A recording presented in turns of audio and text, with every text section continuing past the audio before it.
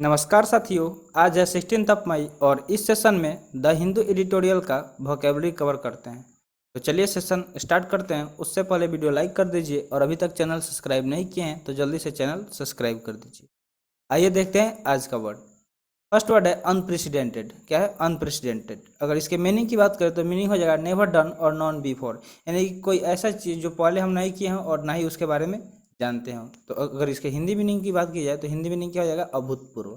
इसका हिंदी मीनिंग क्या हो जाएगा? अभूतपूर्व। ठीक है, अब देखते हैं इस वर्ड का सिनोनिम्स। तो सिनोनिम्स क्या हो सकता है? अनपैरेलल्ड हो सकता है। क्या हो सकता है? अनपैरेलल्ड हो सकता है, या फिर अनइक्वल्ड हो सकता है, अनरिवेल्ड हो सकता है, एक्स्ट्राऑर्डिनरी हो सकता है। ये सब क्या हो जाएंगे? इस वर्ड के सिनोनिम्स हो जाएंगे। वर्ड क्या है? अनप्रेसिडेंटेड, जिसका मीनिंग होता है अभूतपूर्व। चलते हैं नेक्स्ट वर्ड की तरफ। नेक्स्ट वर्ड है फार रीचिंग। क्या है? Far reaching. फार रीचिंग की बात करें तो एक एडजेक्टिव है। ये कौन सा पार्ट्स ऑफ स्पीच है? एडजेक्टिव। तो देखिए, वर्ड के साथ साथ आपको आइडेंटिफाई आना चाहिए कि कैसे, मतलब ये कौन सा पार्ट्स ऑफ स्पीच है। ठीक है, डायरेक्टली क्वेश्चन भी आ जाते हैं इससे, तो इसलिए हम आपको बताते भी चलते हैं कि कौन सा पार्ट्स ऑफ स्पीच है। देखिए, अगर इसके मीनिंग की बात की जाए तो इसका मीनिंग क्या हो जाएगा? Likely to have a lot of influence और मैनी इफेक्ट्स। मतलब ऐसा होना कि उसमें बहुत ज़्यादा इन्फ्लुएंस की ज़रूरत है, या फिर मैनी इफेक्ट्स, यानी कि बहुत ज़्यादा इफेक्ट्स। तो हिंदी में नहीं, इसका क्या हो जाएगा? व्यापक हो जाएगा। क्या हो जाएगा? व्यापक। अगर सिनोनिम्स की बात करें तो सिनोनिम्स क्या हो जाएगा? एक्सटेंसिव हो सकता है, प्रोफाउंड हो सकता है, ओवर आर्चिंग हो सकता है, फिर ब्लैंकेट हो सकता है। तो देखिए, ये जो ओवर आर्चिंग वर्ड है ये बहुत बार मतलब कराया भी, डायरेक्ट इसको कराया है, तो आज ये सिनोनिम्स में आया है। इसका मतलब ही क्या होता है?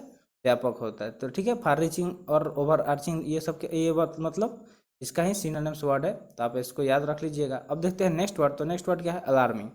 अलार्मिंग की बात करें तो ये एक एडवर्ब है। क्या है? एडवर्ब है, जिसका मीनिंग होता है कॉजिंग वॉरी एंड फियर। मतलब क्या करना?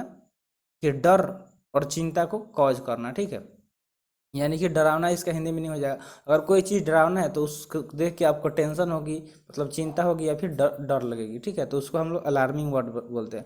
जैसे आप इसको अगर याद रखना हो तो जैसे क्या होता है, मॉल वगैरह में जाएंगे या जो मतलब घर वगैरह में क्या क्या होना चाहिए? फायर अलार्म होना चाहिए, ताकि जहाँ भी फायर दिखे वो ऑटोमेटिक आपको क्या क्या कर दे, अलार्म बजने लगे और आप तुरंत सावधान हो जाए। ठीक है, तो जब अलार्म बजेगा, फायर अलार्म, तो आप डर जाइएगा या आपको टेंशन होने लगेगा कि किधर आग लगा, क्या हुआ। ठीक है, तो इस तरह आप इसको याद भी रख सकते हैं रिलेट करके चीज़ें। तो देखिए, ज़्यादा से ज़्यादा चीज़ें क्या कीजिए, मतलब जो भी वर्ड्स हैं उसको रिलेट कीजिए डेली लाइफ से, ताकि आसानी से याद रहे। तो हम भी ज़्यादा से ज़्यादा कोशिश भी करते हैं कि आपको ऐसे वर्ड को रिलेट करके बताया ताकि हमेशा याद रहे। ठीक है, तो इसका सिनोनिम्स क्या हो जाएगा? वरिंगली हो जाएगा। क्या हो जाएगा? वरिंगली हो जाएगा, टेरिफाइंगली हो जाएगा, चिलिंगली हो जाएगा, या फिर टेरिफाइंगली। ठीक है, ये सब इसके सिनोनिम्स हो गए। ठीक है, अब चलते हैं नेक्स्ट वर्ड की तरफ। तो नेक्स्ट वर्ड है थ्राइव। क्या है? थ्राइव। थ्राइव की बात करें तो एक वर्ब है, जिसका मीनिंग होता है टू बिकम हेल्दियर, कॉन्फिडेंट और सक्सेसफुल। यानी कि क्या होना? कि बहुत ज़्यादा हेल्दियर हो जाना, या फिर कॉन्फिडेंट हो जाना, या लाइफ में सक्सेसफुल इंसान बन जाना। ठीक है, तो थ्राइव मतलब समझ गया क्या होना? कि फलना फूलना। ठीक है, डे बाय डे क्या हो रहा है कि आप सक्सेस होते जा रहे हैं, आपका कॉन्फिडेंस लेवल इंक्रीज हो रहा है, या फिर हेल्दियर, आपका बॉडी भी मतलब क्या हो रहा है? ग्रो कर रहा है। फलना फूलना थ्राइव मतलब हो सकता है।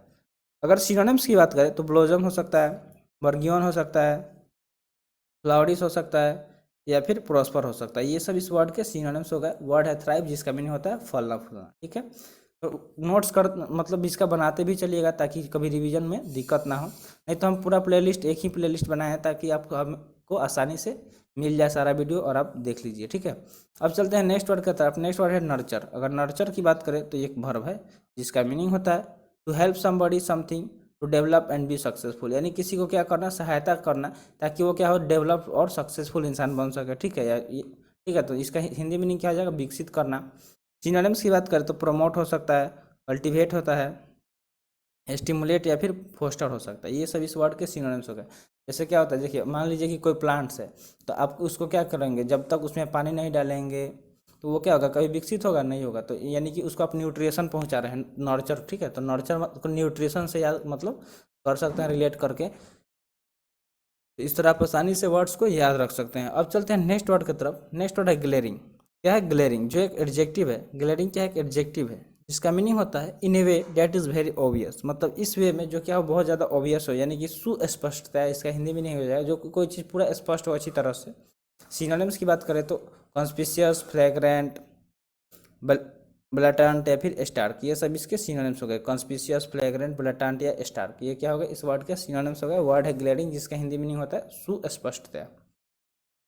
नेक्स्ट वर्ड है हारमोनियस। देखिए ओ यू एस सफिक्स आ रहा है, डेट्स मीन्स ये क्या हो गया, एडजेक्टिव हो गया।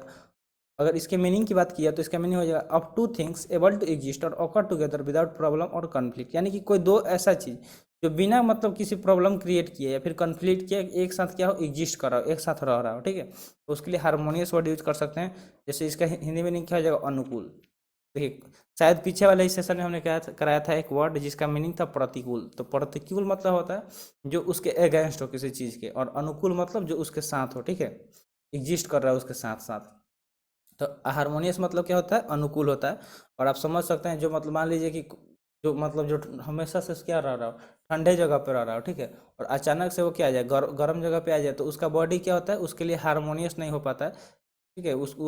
या तो बीमार पड़ जाता है, या नहीं तो उसको थोड़ा सा प्रॉब्लम होता है।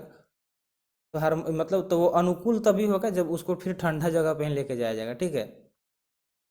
सिनोनिम्स की बात करें तो इसका सिनोनिम्स क्या हो सकता है, कॉम्पेटिबल हो सकता है, कॉन्ग्रुएंट हो सकता है, कंसिस्टेंट हो सकता है, या फिर करस्पॉन्डिंग या कॉर्डियल हो सकता है। ये सब इसके सिनोनिम्स हो सकते हैं, ठीक है। क्या हो सकता है, सिनोनिम्स हो सकते हैं।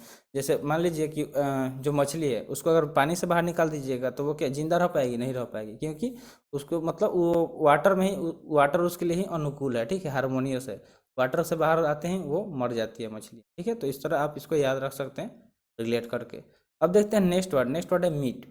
मीट की बात करें तो एक वर्ब है जिसका मीनिंग होता है टू डू और सेटिस्फाई व्हाट इज नीडेड और व्हाट somebody ask for, यानी कि क्या करना कि टू टू डू यानी कि कुछ करना, और सेटिस्फाई यानी कि किसी को सेटिस्फाई करना, व्हाट इज नीडेड यानी जो मतलब जो ज़रूरत है और कोई उसके लिए बोल रहा है, तो ठीक है, जब आपसे कोई बोल रहा है कि ये काम करो और वो आप काम करके उसको सेटिस्फाई कर दे रहे हैं, ठीक है, तो उसके लिए मीट वर्ड यूज करेंगे जिसका मीनिंग होता है पूरा करना। क्या होता है, पूरा करना। सिनोनिम्स की बात करें तो synonyms fulfil, satisfy, measure up to, carry out या फिर एकम्प्लिश।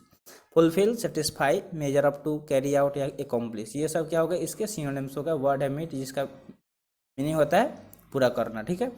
चलते हैं नेक्स्ट वर्ड की तरफ। नेक्स्ट वर्ड है एड्रेस। एड्रेस की बात करें तो एक वर्ब है जिसका मीनिंग होता है to think about a problem और situation and decide how you are going to deal with it.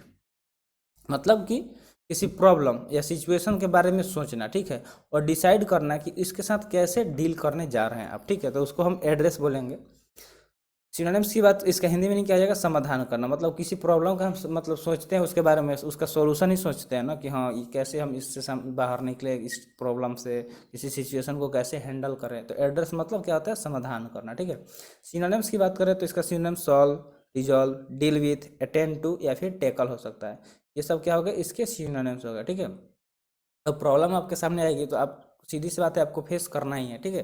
तो वही एड्रेस आपसे समझ सकते हैं कि किसी प्रॉब्लम को फेस करना, उसको मतलब उसका सोल्यूशन ढूंढना, ठीक है, सोचना उसके बारे में।